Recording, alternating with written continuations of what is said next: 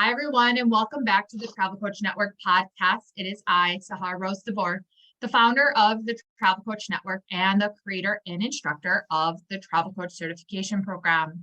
Today, I have one of our TCN members, Megan Grant, as our guest. Megan is the founder and chief memory creator for Cherish Tours. Cherish hosts multi-day small group travel experiences exclusively for women while supporting women in business around the world. At the age of 23, Megan was already extremely accomplished in her hospitality career as the event manager for 15 citywide conferences annually.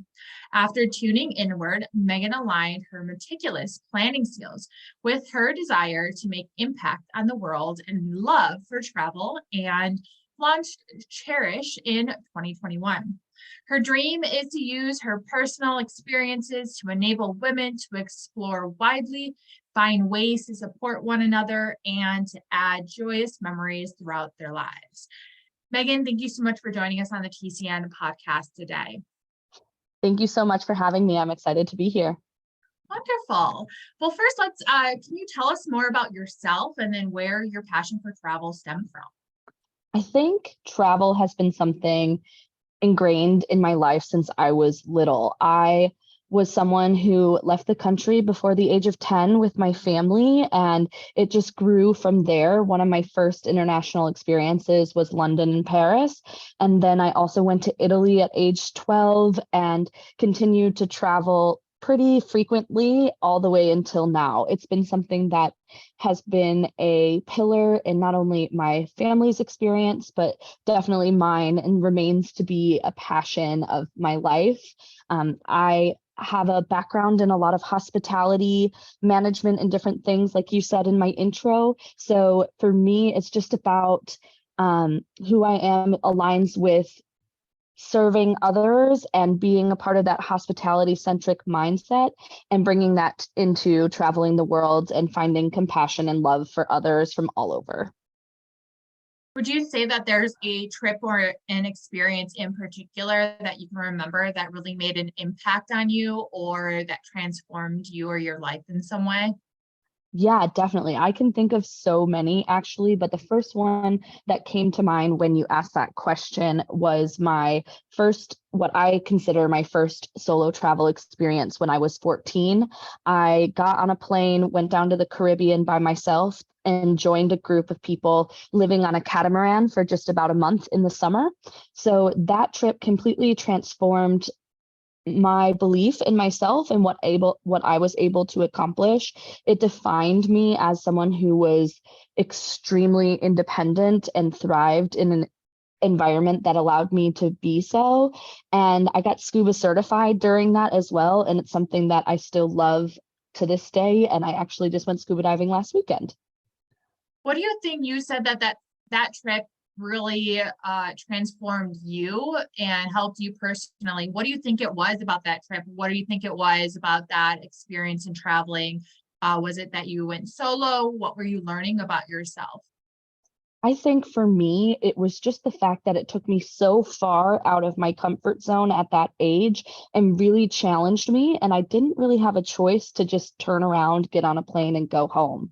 So being in that constant state of being just enough outside of my comfort zone pushed me to learn a lot about myself and start finding ways that I could enjoy the time that I had.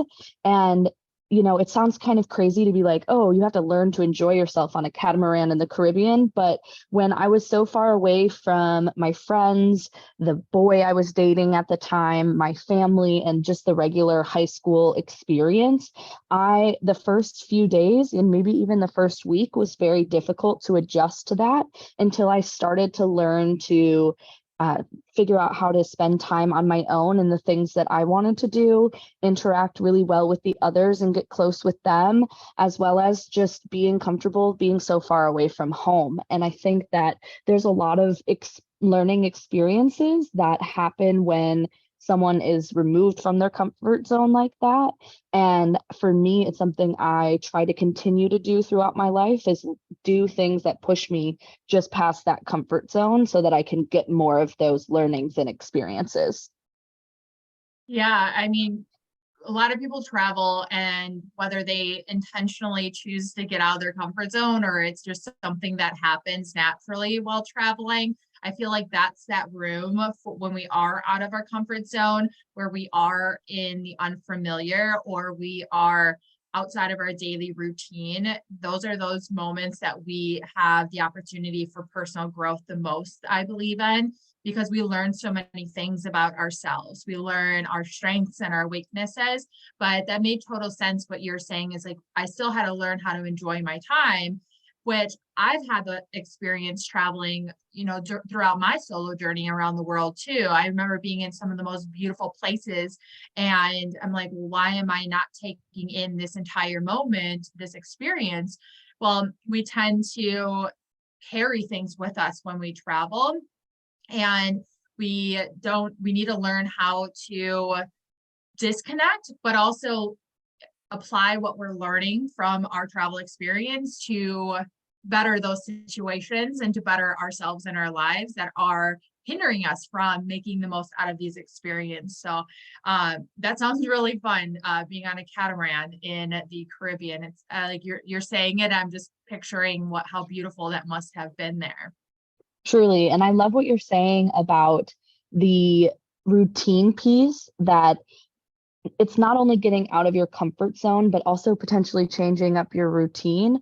And while that can be really difficult, it's the thing I think triggers you the most to get a little bit uncomfy and start having those learning experiences, and then learning how to enjoy your time outside of your routine. I think so often many people get comfortable in what their routine is enough to the point where they don't tend to break it, and their routine becomes something that they live and die by, and they don't know who they are outside of that routine. So once you start breaking down some of those routines and taking steps out of it is where that self-discovery truly happens and flourishes. Yeah, I definitely agree with that. But that it's not always easy for everyone. And that's why it's really important to get inspiration and guidance and empowerment from people like travel coaches or travel experts who know just how powerful travel can be, but know the steps that need to be taken in order to achieve those transformations or to obtain those experiences and those feelings, those changes that we are looking for from the beginning. So tell us more about so you went from being a traveler yourself. What inspired, and then you said you worked in the events industry and hospitality for 15 years. That's incredible. What inspired you to start Cherish Tours? And can you tell us who you serve and what type of experiences you help provide? Of course, I'm happy to share. I think for me, I had already burnt out in my conference planning career one time, but because of my routine, like we were just talking about, and the comfortability I had knowing that it was a skill that I was really good at, I ended back up in conference planning in another company after moving to Atlanta. And I stayed there almost the whole time planning what my exit plan was going to be.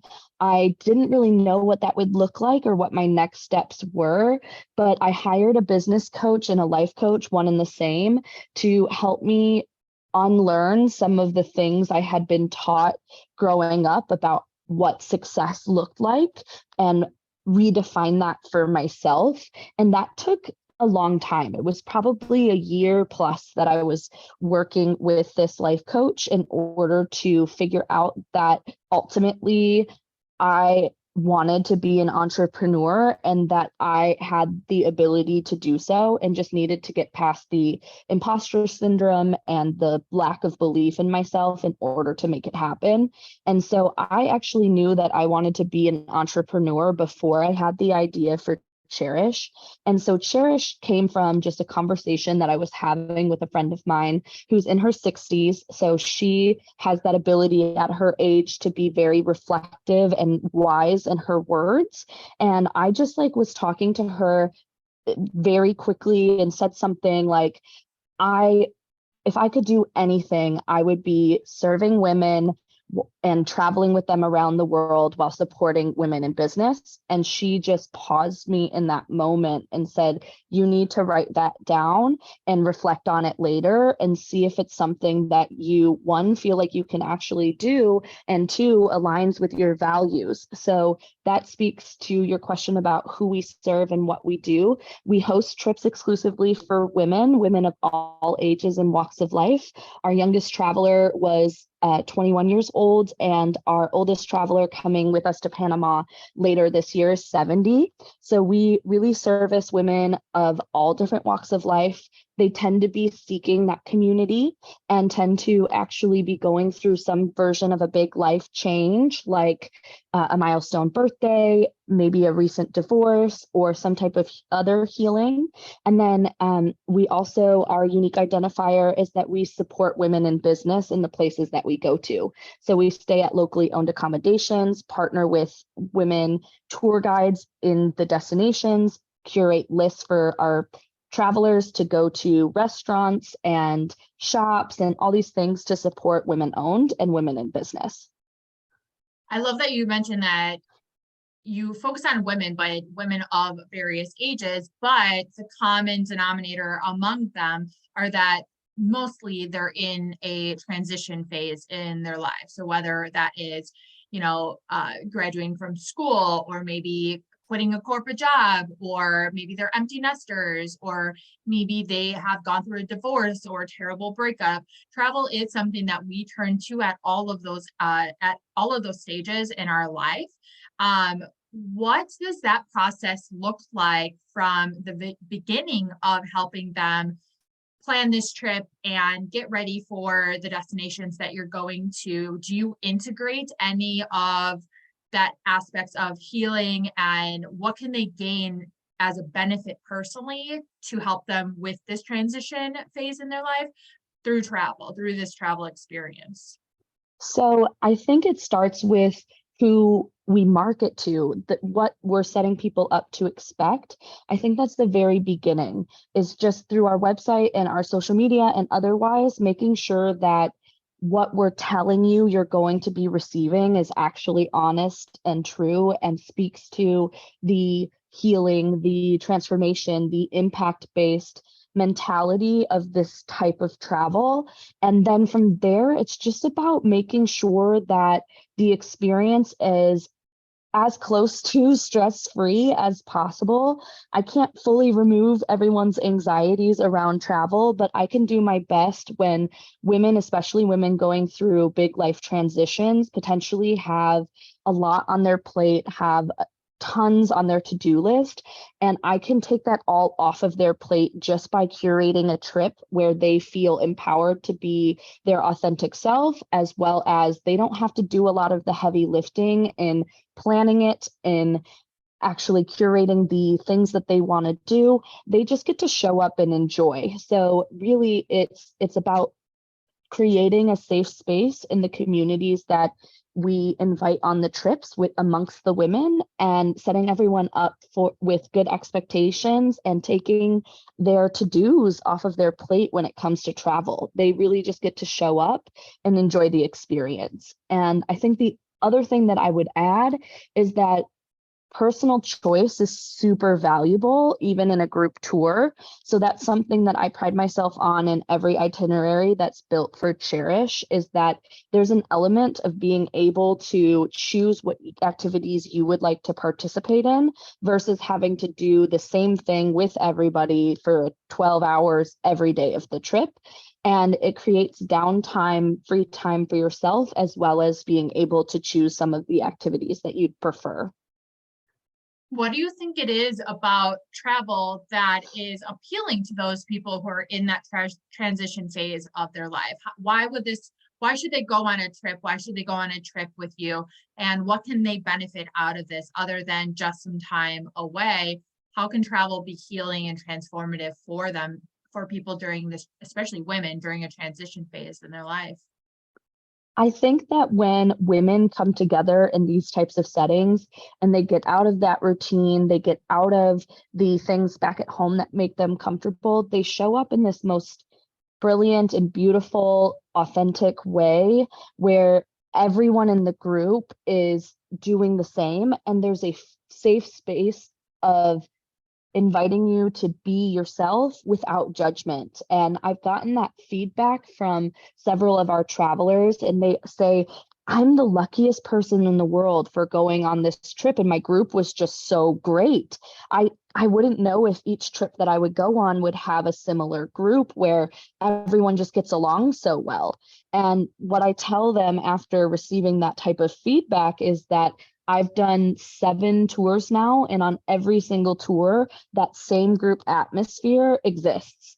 And I think that's what the benefit of Cherish is, and also what women in these transitions in their life are seeking, is this ability to connect on these deeper levels and create these interpersonal relationships with people that they may have otherwise never met.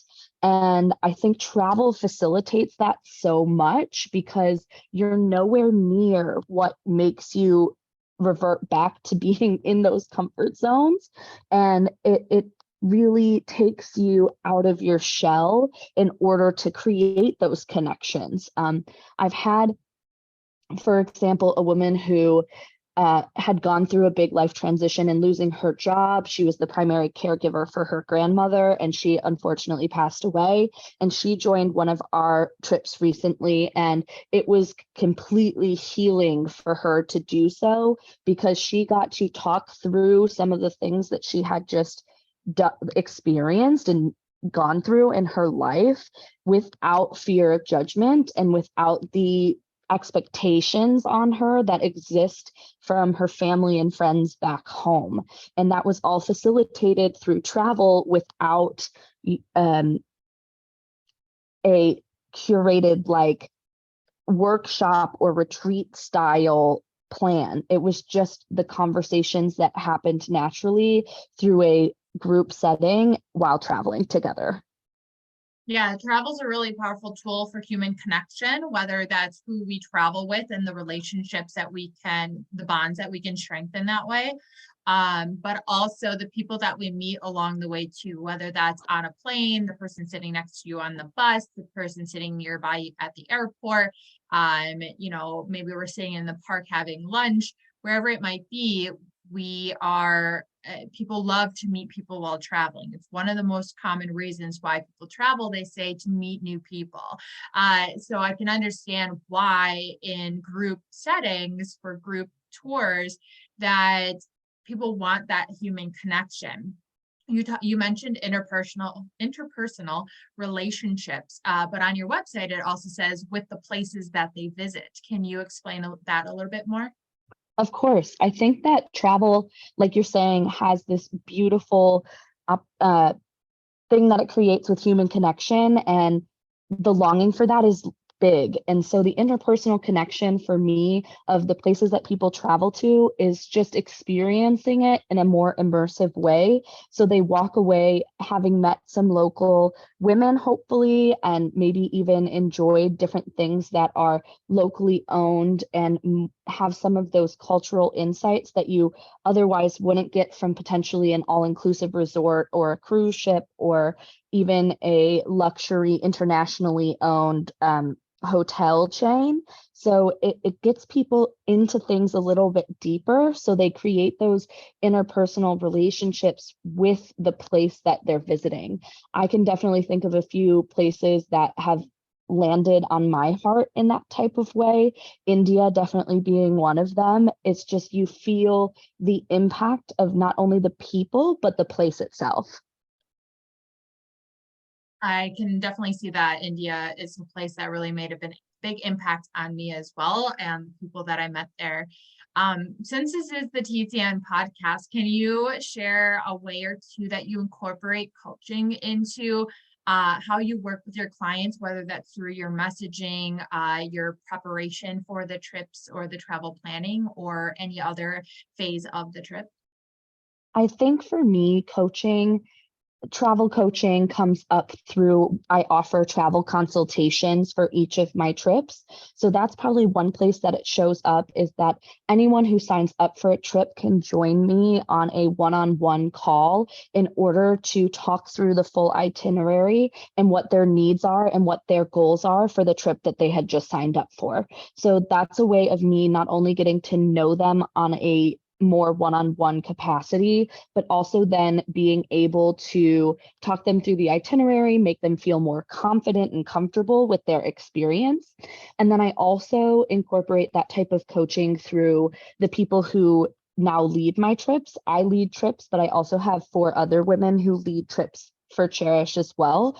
And in training with them, just integrating the type of open conversations about people's experiences, what they're hoping to get out of their travel, and just making sure that everything is from a welcoming and non-judgmental point of view, to make sure that people really feel like they're getting the most out of their travel experience. Yeah, I mean, I think that having coaching, integrating coaching into that, the pre-trip part of the travel experience. So like you said, into that travel consultation where you get to know what do they need, and beyond just what are their basic needs and what are their basic preferences for the trip, those can be easily figured out, especially if you have an itinerary created. But there's a lot of room for that travel coaching to really get to understand, okay, well, you're in this transition phase. This is, what are you looking to get out of this trip? What are you looking to get out of this experience? How do you want to feel at the end of this experience? How do you want to feel through the connection that you make through the community by the destination that we go to? And we hear the words or personalized and tailored and custom experiences all the time in the industry and every travel related business. But I believe it's very important for you to identify what that means for your own business, and for every client, every traveler is an individual. They are looking for something different, and not only just by activities and the logistics, but also what are they looking personally to feel and to transform and to gain from these experiences. So that's super smart that you incorporate that into that beginning phase too. And then also you said spread it across your team. Keeping your branding consistent and your core values consistent is essential in your business, especially in a business model like you have, where you now have others who lead tours for you. So we hear similar structures in like travel agencies and tour operator companies as well too. Yeah, I couldn't agree more. I think that it's something I've learned from even the first tour, is that in bringing together women who are potentially of all ages, different walks of life, and even different transitions that they're going through, knowing more about them and what they're hoping to get out of their experience, and then being able to accommodate that need in one way or another, or at least hear them through it, is powerful and helps them have a more impactful experience that aligns with what their expectations were. Yeah, definitely. And everyone has different expectations out of that, out of every trip as well. And every time they go on a trip, they're looking for something different, because they're a different person every time that we travel, right? I noticed that you love to incorporate sustainability into your experiences as well. Can you share some of the ways that you do that and why sustainability is important to Cherish Tours? I think the place that I would start with is in talking about um, supporting women. That's really the base of everything. But there's also something called travel leakage that's really important. If no one's ever heard of that, who's listening, I would definitely look up travel leakage and start learning a little bit more about that. That's what is so important to Cherish. And so if I can give a quick definition of travel leakage, it basically is the money that leaks outside of the country and doesn't stay within the local economy and goes to potentially international corporations or corporations that exist not within the country's borders. And so Cherish tries to do better by making the tourism dollars that we spend stay mainly in the local economies. And the route that we take to do that is by supporting local women in business. And it's my belief, and through Cherish, to create ripple effects of that, that if I support a local woman in business, they truly support their own communities. And if I can help lift them up and give them more opportunity through their own business, it tends to ripple effect out to the people that they touch and impact when we're not there. Yeah, I can totally understand that. That's something that I know a lot of companies are starting to become a little bit more aware of, is how their companies impact the destinations and the locals, the communities that they visit as well. So I feel like out of all of the things that happened during the pandemic, there was a lot of bad, but there was also a lot of good that came out of it. And I feel like that regenerative tourism, that responsible tourism, sustainable tourism, these are all words that we hear in the industry, has a lot more light shined on them. And I think it's so true that we, as tourists, we don't often, as travelers, say we don't often always think about the impact that we're making with our dollar and our footprint of where we go. So the conversation, so it's nice to see companies like yours making even the smallest little changes or impacts, because we have to do that. It's the accumulation of all of these small impacts that can ultimately lead to a greater change in the industry. I agree. I think that everyone gets really intimidated by some of these words, regenerative, sustainable, ethical, all of these things, because they think that when they hear it, it means that they have to be perfectly aligned with it. And I would encourage those who are listening that it doesn't need to be perfect from the start. You can make those small changes like you're talking about to align yourself with some of those things, and it will make a big difference. So if you believe in, let's say, supporting the environment more, you can make small changes that align with more environmentally friendly travel in comparison to, let's say, if you were someone who was passionate like me about supporting local women's economies. And even if you're someone who loves cruise ships and going on cruises, those are the ones that are stereotypically not aligned with sustainability and those types of messages. But even if you love that, I don't say stop doing cruise ships all at once so that you start aligning with these mentalities, but take a cruise, and maybe when you're in port, hire a local tour guide instead of taking one of the larger internationally owned tours. There's just small steps that everybody can take to be a little bit more aligned with some of these things. Yeah, definitely. And sustainability stems, when we think about the term sustainability is sustainable tourism, we often think of, reusing our water bottles and, cleaning up beaches with the trash and the plastics. But there's an overlying umbrella of what sustainable tourism looks like. So I really recommend everyone listening to this to look up ways that you could incorporate traveling more responsibly for yourself, and then also for your travelers, and empowering them to do making those small changes as well too.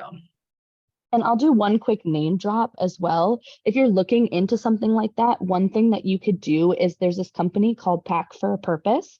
And so if you're someone who has some extra room in your suitcase or wants to bring an extra backpack, they have a whole list of supplies to the locations that they go to. And you can just pack a backpack with some of those supplies and drop them off with a local tour guide or at a hotel that might be nearby where you're staying, or it might even be where you're staying.